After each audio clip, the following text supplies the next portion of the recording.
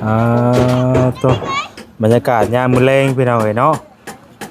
ทางสาวเทืองเพิ่นก็สบายดีสาวเทือง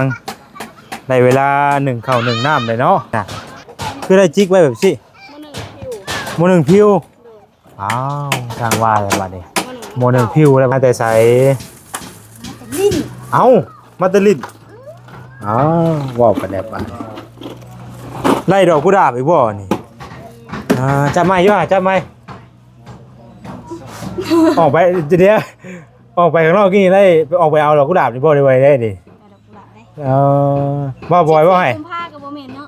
14กุมภาพันธ์ก็บ่แม่นไปบ่ได้ดอกกุหลาบแดงไปอันที่มื้อเช้าเด้อมื้อเช้านี่บ่แม่นแต่เพิ่นบ่อยู่เพื่อนเอ้าแต่บ่ได้คุยกันครับลองเบิ่งไงไดมึงไงไหน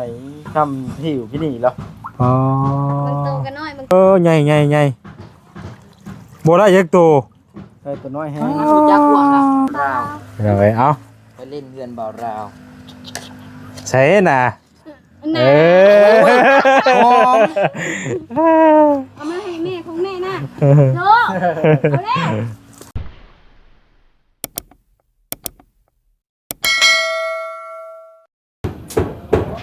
เอา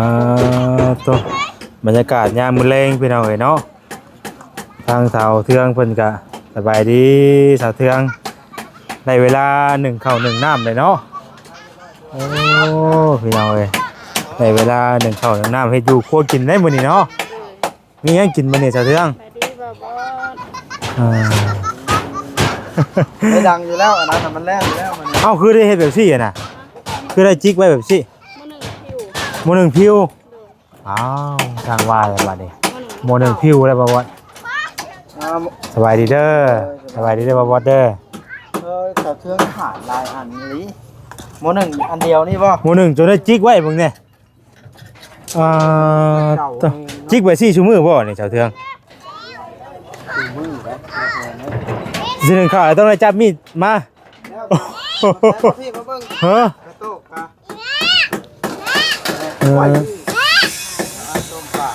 ใช่น้อยขาดแล้วเนาะใบเดียวเอ้าน้องแจมาใช้มาแต่บ้านน้องฉันแล้วมาตลาดป่ะ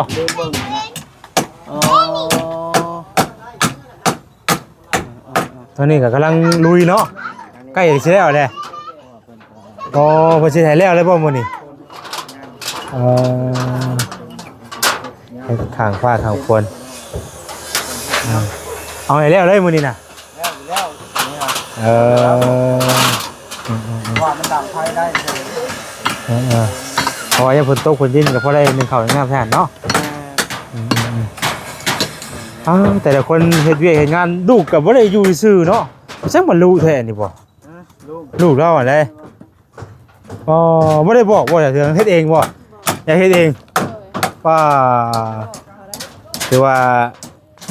บอกลูกสอนลูกได้ดีเลยพี่น้องเนาะทางสาวเทืองรู้จักเฮ็ดเวียกเฮ็ดงานซอยแม่เนาะบ่แน่บ่เฮาบ่บอกก็เฮ็ดสิเนาะเวลาก็เฮ็ดแม่เฮ็ดเป็นตัวอย่างน่ะก็เฮ็ดโลดเนาะยอมรับเพิ่นพี่น้องลูกเต้าเนาะซอยรู้จักซอยเวียกซอยงานแม่มี FC เพิ่นก็คอมเมนต์มาอยู่ว่า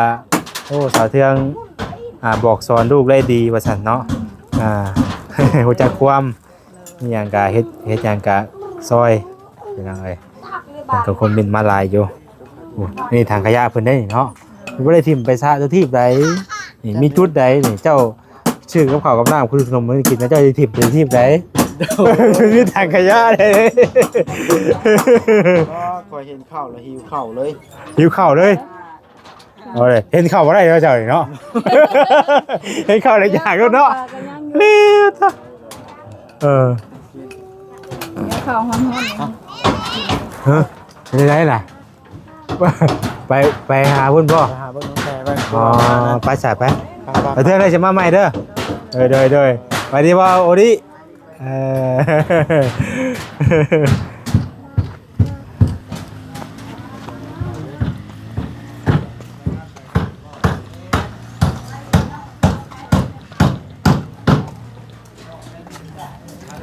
โอ้น้องโอได้น้ำมาหู ได้น้ำได้แค่พอย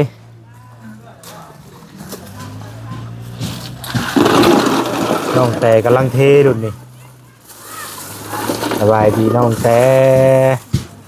สบายดี มาแต่ใส แต่ลิ้น เอ้ามาแตลิดอ้าวว่าวกันแดบอ่ะไล่ดอกกุหลาบอีกบ่นี่จับไม้อยู่จับไม้ออกไปเดี๋ยวออกไปข้างนอกนี่ได้ออกไปเอาดอกกุหลาบนี่บ่ได้ไว้ได้ดิ เอาดอกกุหลาบได้ ว่าบอยว่าให้ กุมภากับโมเมนต์เนาะ 14กุมภาพันธ์กับโมเมนต์ไปบ่ได้ดอกกุหลาบแดง มาปลูก น้องบอยเจ้าบ่ชื่อให้น้องแต่นี่ แม่นแหละ อ้าว ไปก่อนเด้ ให้ก่อนว่า14กุมภาพันธ์บ่มันเลยไดว่าไปดีเลยน้องออกไปยังก็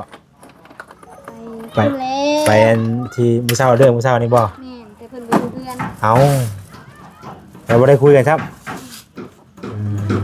ไม่พูดละก้อน เดี๋ยวว่าผ่านไปอีกเป็นยังไงเนาะ ละก้อน หลายท่านเพิ่นก็ว่าบ่อยากให้ไปหาได้ FC เพิ่นคอมเมนต์มาอยู่ แต่มันก็บ่แล้วเนาะ ว่าพังเล็กๆหน่อยเนาะ นี่ว่ายังมีใครเข้า บ่ทางพวกเฮาก็บ่ได้ถามหยังหลายดอกนะไปว่าจะฮู้ว่าไปแต่ว่าก็บ่ได้แบบว่าสิว่านี่ดอกเป็นจังไดถามคร่าวๆนะเนาะว่าว่าพ่อใส่ไปสิเลยบ่น่ะ มันเหลือดิ มันเรือใส่สิเลยกุมได้จักมื้อนี่ มื้ออื่น โอ้ได้ฮอดมื้ออื่นพุอ๋อบ่ธรรมดาพี่น้องเอ้ยกุหลาบแดงอ้อมาปลูกบ่นี่มาบ่มาปลูกได้บ่นี่ ปลูกไหนอย่างไหนนี่ ฮะยางบ่ใช่ยางแนวใดของแท้ใช่ว่ายาง อย่าง ปุ๊บนี่เลย เทียมาให้ยังไงนี่ เอามาปุ๊บ เอามากะ พี่น้องเอ้ยเนาะเอามากะมันสิได้บ่เนาะลองเบิ่งเนาะ บ่บ่รับเบิ่งจังได๋ว่าอย่าง ก็อย่างอะไร ฮะ อย่าง พอไปได้บ่บ่ไปสูดเบิ่ง แม่นมาอย่างนะ ฮะอย่างจังได๋ฮะ บ่แม่นยาง เฮ้ยฮะ ของแท้เลย นี่ของแท้แม่ไข่ล้วน ยังน่ะเอามาได้บ่น่ะเนาะเอาขึ้นให้น้องกินนี่บ่น่ะ ขึ้นในหนองมาแล้ว ๆเอาขึ้นแต่น้อง โอ้ไวปานนั้นบ่อะไรกะทักแน่ลี เข้ามาเขา ใช่ป่ะ เป็น ไปไปใส่ ฮะมาเข้าไปมาเข้า เป็นกิน มันกำลังมาฮอดกินนี่พี่น้องเอ้ยทางน้องแต่ก็ได้ มาเข้าคนเดียวเนาะ มาเข้ามาน้ำ มาบ่หลายใน คนหนึ่งถึงมานี่มันก็อยากแล้วเนาะ ตีเขายังถึงตีอยู่อ้ายมันกินน้ำดิ อุ่นนะบ่อุ่นเขาเย็น นี่ก็สิอุ่นกัน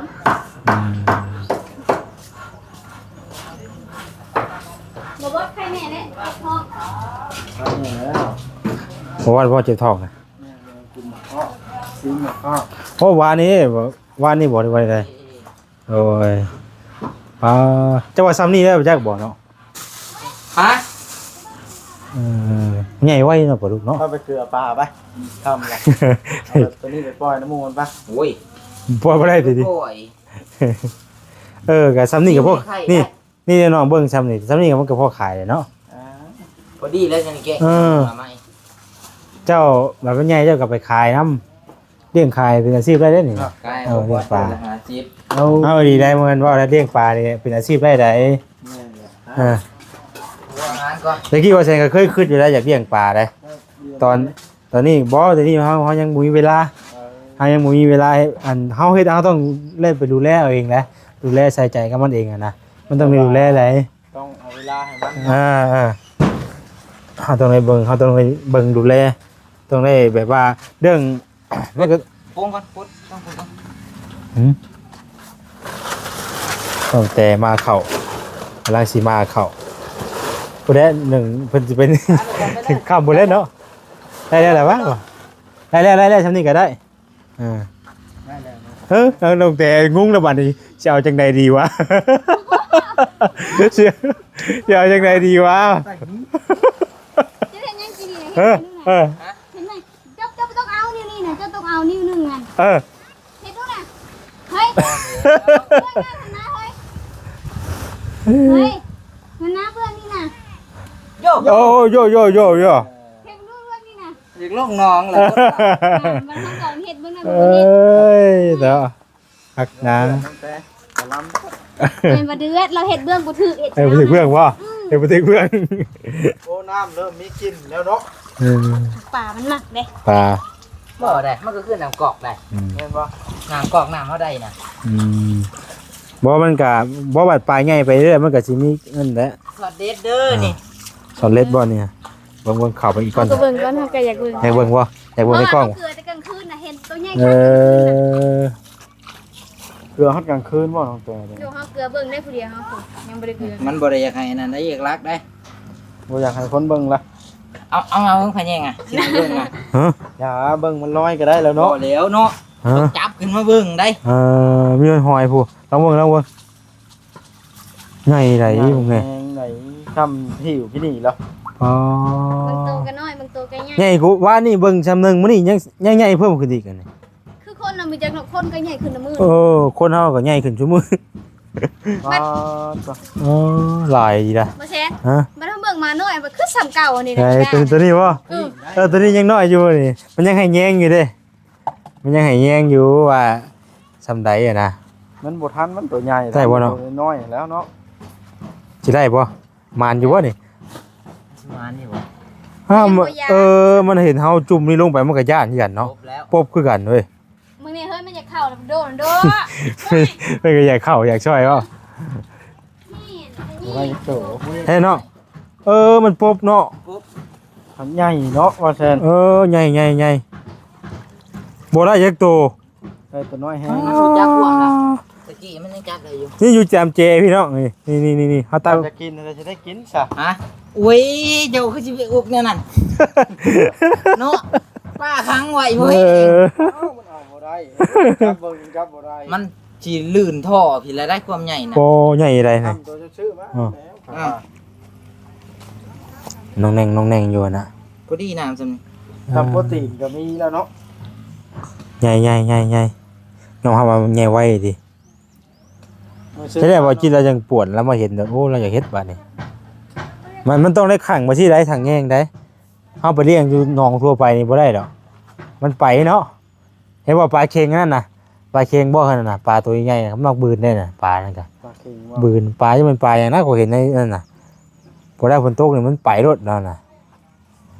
ปลาตัวนี้คือกันปลานี่ก็แต่ว่ามันมีแง่งที่หยังที่ก็บ่เป็นหยังดอก เกือเบิดชอบหนึ่งปะได้เดี๋ยวพี่เรียกว่ากู้เอาพุ่นแหละอย่ากู้เอาพุ่นแหละ ก็ แต่นี่ก็ยังข้าวเดียวหนึ่งนี่ เฮาต้องจื้อไว้วันมื้อที่เฮาต้องจดไว้มื้อที่เฮาเอามาปล่อยครั้งแรกแล้วก็แล้วเฮาเบิ่งบัดนี้ว่ามันสิจักเดือนน่ะมันใหญ่อะนะเฮาต้องกำหนดไว้ มื้อนั้นใครเนี่ยอยู่อ่ะบ่บอสก็อยู่ได้มื้อนั้นมึงมาปล่อยนะ แม่นๆผมเป็นหยังมันลงวันที่ไว้อยู่มันลงวันที่ไว้ในคลิปอยู่เนาะเฮาเบิ่งว่าอะไรายๆเฮาอยากแบบชุว่าเฮามันใหญ่แหละเฮากินบ่เบิดอยู่แล้วเนาะ บ่เบิดอยู่แล้ว เออ ก็สิลองไปถามเบียดเพิ่นเบิ่งว่าสิ ใช่ บ่ก็เอาเพิ่นมาเบิ่ง เออ ว่านํ เฮาต้องมีหมองส่งได้เฮาเลี้ยงเฮามีสาขาส่งมันก็สบายเฮาเลี้ยงส่งอย่างเดียวเนาะ ส่งออกเบิดแล้วก็เลยบ่ปล่อยไหม เพราะว่ามันคือปลานี่มันสามารถเฮ็ดเป็นอาชีพได้เด้จังไดได้พี่น้องมันก็นั่นได้จังหวะน่ะแต่กี้น่ะแต่ก่อนน่ะว่าจะเคยมีความคิดว่า เคยมีความคิดว่าอยากเฮ็ดอยากก่อนะว่าอยู่หน้านะ แยงอยู่มันก็บ่ไปดอก นี่แหละว่าแซนตอนนั้นน่ะบ่มีแนวเฮ็ดเด้บ่มีเวียกเฮ็ดน่ะแต่ยังบ่ได้เป็นยูทูบเบอร์พุ่นแหละบ่มีเวียกเฮ็ดแหละเคยมีความคิดว่าอยากไปก่อโกดังอยู่หน้าสินะเป็นช่องไว้ล่ะสิเลี้ยงปลาลูกขายว่าตะกี้น่ะความคิดของว่าแซนตะกี้น่ะ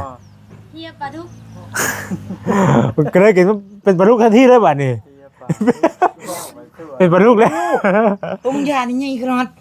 ว่าพูดตะกี้ว่าเดี๋ยวนี้ก็อยากเฮ็ดอยู่ ความคิดบ่ ความคิดไว้ วางแผน วางแผน บ่เดี๋ยวนี้เลยค่ะ เดี๋ยวนี้ก็อยากเฮ็ดอยู่แต่ว่าเฮายังบ่ทันได้มีทุน ซอก ต้องได้ใช้ทุนใดเฮ็ดอันนี้ก็ กดซอก ทน เอาเฮ็ดโกดังเนาะเฮ็ดโกดังยาวแล้วก็เฮ็ดก่อเป็นช่องไว้ประมาณนี้เด้อนี่ช่องมันก็บ่ต้องเฮ็ดใหญ่เฮาก็ได้เปลี่ยนน้ำดูแลมันตลอดได้แล้วมันต้องหาตลาดอีกหาตลาดส่งอีก โพสกันได้แล้ว ฮะ โพสขาย โคตรขายบ่ หมาชิโดด แต่ว่าเดี๋ยวนี้เฮาก็มันเพิ่นแหละ เอาไว้ กลางคืนมันมีกับตัวใหญ่มันขึ้นมา โอ้ถือว่าใหญ่ไว้แห้ง ต้องจะกินเนาะ เฮาขุดเนาะมันเลย คนแล้วสำนี้ก็คันที่ว่า อืม 4-5โตก็อิ่มแล้ว บ่ยอมรับว่าใหญ่ สองโตก็บ่อิ่มแล้ว พอดีแล้วเพื่อใหญ่ท่านมักแต้งคอย เออตัวกลับบ่ นี่มัน อ่านกินแล้วอยู่ได้อยู่ในหนองเนี่ย อ่านกินเลยได้ อักแหล่ดิเฮ้ยเอ้ย แม่ แม่ คงค่อย น้องเอ้ย โด นี่นะให้น้องบอยนี่น้องแต่เอาน้องไว้ให้น้องบอยนะนี่ เอาแล้วเฮ้ย เอานี่ให้น้องบอยนี่ เอาไปพูด เออเอาไปผูกเอาให้น้องบอยไปผูกเอา ทั้งมันแต่เพื่อนไผ อืม เพื่อน เพื่อน บ่าว บ่า ลาว ว น้องเอ้ยเอา ไปเล่นเรือนบ่าวราว ใช่น่ะ นะ เออ เอามาให้แม่ของแม่นะโดเอาแล้วคงค่อยค่อย เดี๋ยวเกลือปลาน้องบอยตอนแรกเขาบ่ได้เกลือลายปานใดเนาะอ่าไปออกมาบัดนี้ บ่มีเลย ไปยังบัดนี้ เออ เออ ไปเอาไปลูก อะไรแปลกๆเด้อเนาะ ไป ได้ไหม จุบชิบยังไงเอ เอาดอก อ ไม้ให้กันเนาะ เออ ตะเลงเด้อ เอาลงมาให้กันเลย ก็แข่งก็ขาด โตกูมือได้ ต่อกูมือ ไปกูชนได้ก่อน เอ โต อ กูมือลูก แล้ว ต่อสู้มือ เดี๋ยวมันจะบกครบดิ อย่าบุกบว่า เอาตรงหนักมือเป็นนิ้วตีดเป็นนิ้ว อืม แข้งขาหัวหน้าตา ต่างว่า ต้องให้มันรอข้างดังครบ นี่ยอดมากระทินนี่กินข้าวเจียวป่นปลาได้นี่ ยอมแล้วยอมแล้ว น้องเอาบ่เนาะยอมได้เนาะ เล่าซื้อก็ได้ ต่อลายพุ่นเนาะ ก็ใหม่ล่างบ่ว่าใส่ ล่างค่อยขึ้นง้อยฝนตกค่ำจะอยู่นี่ล่ะ ล่างใหม่เลย อ่า เลยบ่ฮะ ล่างมื้อนี้แล้วเช้านี่ดิ ล่างอยู่เพื่อนเจ้าของ บ่แล้วก็ให้5ตารางให้ ตกมันลงเป็นนี่ ฮะก็คือได้โอ้ยไปหาย่องรถผู้นั้นรถผู้นี้แล้วตัวเองก็เดือดมาก พี่น้อง หักลายเอาบ่อ่านมันอยู่หนังสือนะ ฮะ อ่านมันอยู่หนังสือนะ อันนี้ สมกับว่าแบบนี้อยู่บ่ คนเดินทางนักบุญพันในจรแม่นบ่เราใส่เคยอ่านเป็นบ่ เป็นนั่นแหละก็ถือแกถือได้ล่ะ เธอบ่ ถือ บ่ถึงนะเจ้าอ่านสิฟัง โลโก้พระอาจารย์นั่นเด้แม่นได้ฮะชื่อซองว่าชื่อคนเดินทางนักบุญพเนจรโลโก้พระอาจารย์พี่น้องเนาะ แล้วบอกขอปะ ฮะแต่มาเคาะ คำแหละ เดี๋ยวคำแล้วพาสิไปก็สิเมื่อแล้ว ที่เมื่อแล้วว่า แม่ อ๋อกำลังเดือดกันพวกนี้ทั้งนั้นนะเทิงเนาะเช็ดรถบาดนี่กำลังรูเลือด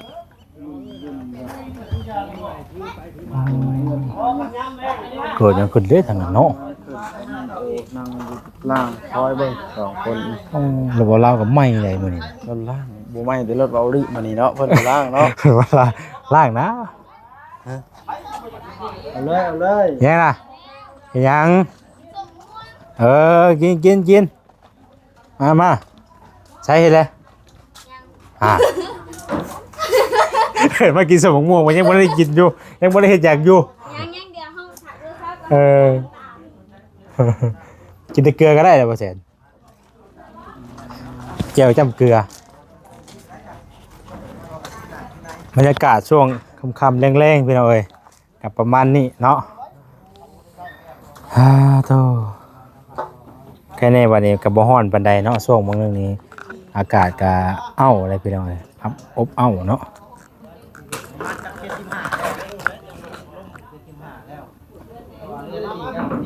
ทางนั้นทางสร้างก็จะเมื่อแล้วทางสร้างก็จะกลับแล้ว เด็ดยังเป็นเมื่อเนาะเดี๋ยวเนาะได้กำกับไปแล้ว ต้องบ่อยให้ยังน่ะคือเจาะ ปูดอกไม้นี่ สิปลูกอันดอกอันนี้บ่เขาต้องไปห่มเด้อ ดอกแห่งความรักเขาอ่ะ ดอก รู้ แห่ง มัน ความ จะเป็นหรือเปล่าอุ้ย เอ้านี่คักบาดนี่ต้องปลาไปห่มมันจังบ่ส่วนหลายหลอกกุหลาบมันบ่อยากอยู่ในความร้อน แม่ ใบมันจะหมาดได้ต้องไป แล้ว เย็ ก็ น บูมันติดหรือบ่ติดเลย หายากอยู่แม่ลองเบิ่งลองปลูกเบิ่งลองเฮ็ดเบิ่ง เอามันแตกเด้อ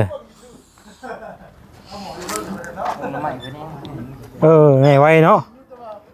มะม่วงปลูกมานั่นก็ติดเลยพี่น้องเอ้ยน้ำไม้น้องบอยก็เนี่ยเริ่มติดแล้วอีกประมาณปีหนึ่ง2 ปีก็ได้กินยอดแล้ว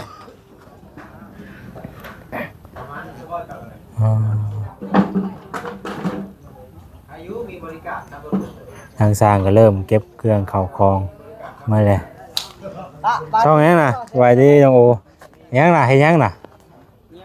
ยังเว้นสร้างสิเมื่อแล้วว่าสร้างสิเมื่อแล้ว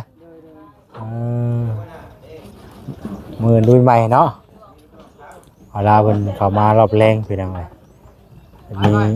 ข่าวอย่างนี้เราจะมาแจ้งน้องโอบรรยากาศยามค่ำๆแรงๆ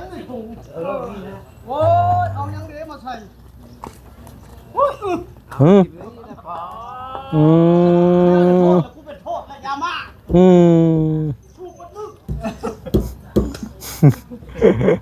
ช่างเดือดแล้วว่ะ